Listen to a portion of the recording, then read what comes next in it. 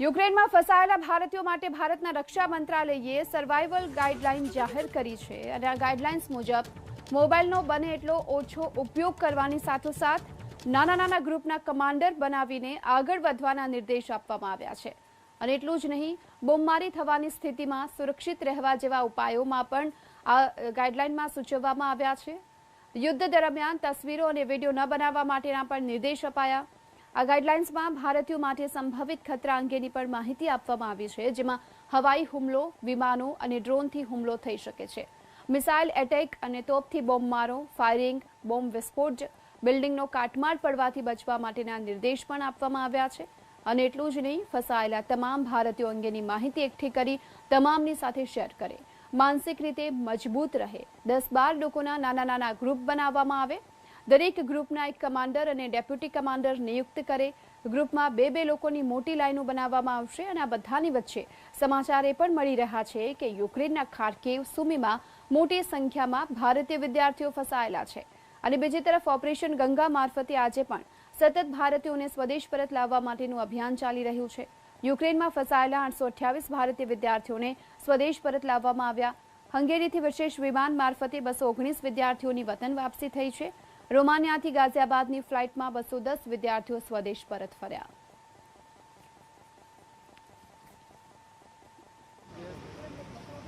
मैं हमारी state government का धन्यवाद करना चाहती हूँ क्योंकि उन्होंने हमें इतने अच्छे से रिसीव किया, हमारा हालचाल पूछा और वहाँ पे क्या तकलीफ हुई उसके बारे में पूछा, इसलिए मैं आप सबका बहुत बहुत तहे दिल से धन्यवाद करना चाहती हूँ। Government approach is very good and he is trying to as soon as possible keep all our students come to India and also the Rajasthan government is trying to and all the state government are trying to the our children to come the our state। मैं 4th year में student हूँ। मैं भारत सरकार को बहुत ज़्यादा तहे दिल से वो देना चाहता हूँ कि उन्होंने हमको इस लेवल इस सिचुएशन से ऐसी थी जहाँ पे बहुत क्रिटिकल सिचुएशन थी, वहाँ से हमको निकाला है, उसके लिए तहे दिल से मैं भारत सरकार का शुक्रिया अदा करना चाहता हूँ। जो साथी आ रहे हैं हमारे जो स्टूडेंट फंसे हुए वहाँ थे, तो उनके चेहरे पर जो खुशी देख रहे हैं और वो जो आकर कह रहे हैं कि जितनी व्यवस्था प्रधानमंत्री जी की वजह से हमारी हुई है वहाँ इस बात की भी व्यवस्था की गई कि वो वहाँ से कैसे निकले, वहाँ पर दूसरे देश के अंदर ठहरने की व्यवस्था या उनको फ्लाइट के अंदर बिठाने तक की व्यवस्था और उसके बाद में यहाँ आने के बाद भी व्यवस्था। और प्रधानमंत्री जी ने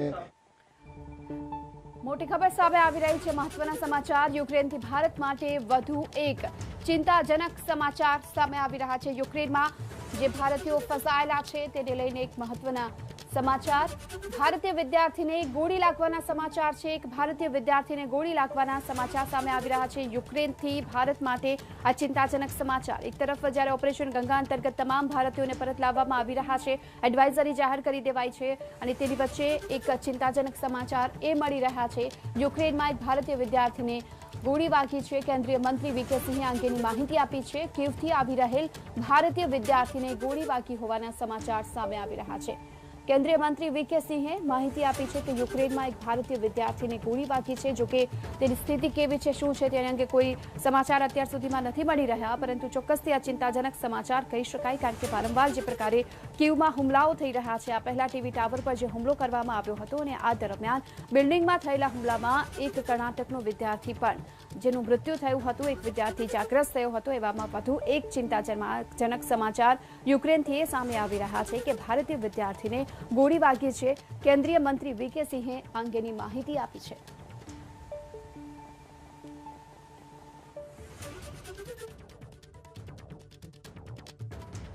तो यूक्रेन थी भारत माटे आ चिंताजनक समाचार कही शकाय, कारण के एक भारतीय विद्यार्थी ने गोली वागी है। अधवच्चेथी ज आ विद्यार्थी ने फरीथी कीव खाते लई जवामां आव्यो छे। कीवथी आवी रह्यो हतो आ भारतीय विद्यार्थी अने तेने गोली वागवाने कारणे तेने फरीथी कीव लई जवामां आव्यो छे। केंद्रीय मंत्री वीके सिंहे आ अंगे माहिती आपी छे। वधु एक चिंताजनक समाचार सामे आवी रह्या छे। यूक्रेनथी सतत रशिया तरफथी जे हुमलाओ पण थई रह्या छे अने आजे 9मा दिवसे पण आ महायुद्ध यथावत छे। कीव पर कब्जो जमाववा माटे रशिया सतत प्रयत्न करी रह्युं छे। एवामां बोम्बमारो थई रह्यो छे, गोળી चलाववामां आवी रही छे। कीवथी आवी रहेला एक भारतीय विद्यार्थी ने गोળી वागवाना समाचार जे चिंताजनक छे। केंद्रीय मंत्री वीके सिंहे आ अंगेनी माहिती आपी छे कि अधवच्चेथी ज हवे आ विद्यार्थीने फरीथी कीव खाते लई जवामां આવ્યો છે। તો કીવથી પોલેન્ડ બોર્ડર તરફ જ્યારે ભારતીય વિદ્યાર્થીઓ આગળ વધી રહ્યા હતા તેમાંથી એક વિદ્યાર્થીને ગોળી વાગવાના સમાચાર છે અને ફરી એક વખત જો કે આ વિદ્યાર્થીને હવે કીવ ખાતે લઈ જવામાં આવ્યો છે કારણ કે તે ઇજાગ્રસ્ત થયો છે અને તેના કારણે સારવાર માટે તેને કીવ ખસેડવામાં આવ્યો છે. કેન્દ્રીય મંત્રી વી.કે. સિંહે આ અંગેની માહિતી આપી છે. તરફ જ્યારે તમામ ભારતીયો ફસાયેલા છે આ તમામને સુરક્ષિત રીતે બહાર કાઢવા માટે ઓપરેશન ગંગા યથાવત છે. પોલેન્ડ તરફ આવી રહ્યા હતા આ વિદ્યાર્થીઓનું એક જૂથ અને એવામાં એક વિદ્યાર્થીને ગોળી વાગવાના સમાચાર સામે આવી રહ્યા છે. કીવથી આગળ વધી રહેલ ભારતીય વિદ્યાર્થીને ગોળી વાગી છે. પોલેન્ડની બોર્ડર સુધી તે પહોંચી રહ્યા હતા અને આ દરમિયાન ગોળી વાગવાના સમાચાર સામે આવી રહ્યા છે. જો કે તેની સ્થિતિ કેવી છે તે અંગે હજુ કોઈ સમાચાર પ્રાપ્ત નથી થયા, પરંતુ ચોક્કસથી આ ચિંતાજનક સમાચાર કહી શકાય કારણ કે કીવથી પોલેન્ડ બોર્ડર તરફ જ્યારે આ વિદ્યાર્થી પરત ફરી રહ્યા હતા ત્યારે ગોળી વાગી. 19 गए हैं, किसी में 208 गए हैं, किसी में ये इस नंबर के हिसाब से हमने लोगों को वापस घर भेजा है. कुछ बच्चे जो कि वॉर्सो पहुंचे थे अपने ज़रिए से, उनके सगे संबंधी शायद वॉर्सो के अंदर हैं या आसपास हैं, तो वो उनके अंदर जाकर मिल गए हैं और उनका कहना है कि हम अपने सगे संबंधियों के साथ रहेंगे.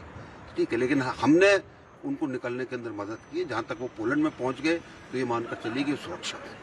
कितने ऐसे बॉर्डर लगते हैं सर पोलैंड से जो कि यूक्रेन में जो बच्चे पढ़ रहे हैं या जो सिटीजन रह रहे हैं वो निकल रहे हैं, और किस तरीके की परेशानियां उनको? देखिए, यूक्रेन और पोलैंड के बीच में तकरीबन 8 क्रॉसिंग है, लेकिन मेन क्रॉसिंग मेडिका की थी जिसके अंदर यूक्रेन के लोग भी निकलने की कोशिश कर रहे थे, हमारे बच्चे भी निकलने की कोशिश कर रहे थे और बड़ा भारी ट्रैफिक जैम था. 15-20 किलोमीटर लंबा ट्रैफिक जैम, सर्दी का टाइम, बर्फ गिर रही है, उसके अंदर निकलना बड़ा मुश्किल होता है. काफ़ी वहाँ पे बच्चों को भी दिक्कत आई, हम लोगों को भी दिक्कत आई, क्योंकि जब एम्बेसी निकालने की कोशिश कर रही है तो हर आदमी सजग होता है. वो पूरे टाइम जगकर यही देखता है कि कैसे बच्चों को निकाला जाए. फिर हमने इस चीज़ का लोगों के अंदर एक संदेश दिया कि आप मेडिका की जगह गुडामेयर के अंदर आप आइए, छोटी क्रॉसिंग है, आसानी से आप निकल सकेंगे. काफ़ी बच्चे वहाँ से निकल कर आए. अब वहाँ पर भी भीड़ ज़्यादा हो गई है. कोशिश हमारी ये है कि जहाँ से भी उनको लाया जा सके उनको लाया जाए. जहाँ हम उनको गाइडेंस दे सकते हैं मैसेजेस के द्वारा, या जो यहाँ पर हमारे पास स्टूडेंट आए उनके द्वारा, तो उनके द्वारा हम कोशिश करते हैं कि एक सही तरीके से उनको मैसेज दिया जाए कि कैसे काम किया जा सकता है. आज उदाहरण के तौर पर मैं आपको बताता हूँ, मेरे पास किसी का फ़ोन आया कि मैं खारकीव के अंदर हूँ और यहाँ पर इतने बच्चे हैं. तो उनको मैंने समझाया कि देखिए, खारकीव में अल्टीमेटम था, हमला चल रहा है, लड़ाई है, हर लड़ाई बेहवा होती है, हर लड़ाई के अंदर बहुत चीज़ें इस्तेमाल होती हैं और गोला गोली नहीं देखता कि कौन भारतीय है, कौन यूक्रेनियन है, कौन रशियन है, कौन किसी और देश का है. तो बेहवा तो होना है. ऐसे के अंदर हम हमेशा इसी उसमें रहते हैं कि किस तरह अपने बच्चे सुरक्षित निकालें. कुछ हमारे खारकीव के अंदर 1-2 बच्चों का नुकसान भी हुआ है. अभी आज मेरे ख्याल से खबर आई थी कि कीव के अंदर एक बच्चा जो आ रहा था उसके भी गोली लगी, वो आके उसको कीव ले गए पर दोबारा रास्ते में से. ये लड़ाई के अंदर तो होगा और हम ये देख रहे हैं कि कम से कम नुकसान में हमारे ज़्यादा से ज़्यादा बच्चे निकल आए. ढेर तो हमारे एक दिवस खगड़ा वाला से तो बोला हमारा देता है. આપણે કેમ પેલા બસમાં બેસતા તો રૂમાલ મૂકીને જગ્યા કરી દેતા હતા, અમે એમાં જગ્યા રાખી મૂકી છે. બધા જ લોકો ઈચ્છતા હોય છે કે કોઈ ચૂંટાયેલી વ્યક્તિ અથવા તો ભવિષ્યમાં ચૂંટાઈ શકે એવી વ્યક્તિ કોઈ હોય તો એ ચોક્કસપણે પાર્ટીમાં આવે, એટલા માટે એમણે આવું નિવેદન કર્યું છે. કોંગ્રેસ માટે મારા જે વસમાં છે ત્યાં સુધી અમે કોઈ કોંગ્રેસને લેવા માટે તૈયાર નથી. હું તો બોલીશ રાત્રે 8 વાગે ભાજપમાં કોણ થશે ઇન, કોણ થશે આઉટ.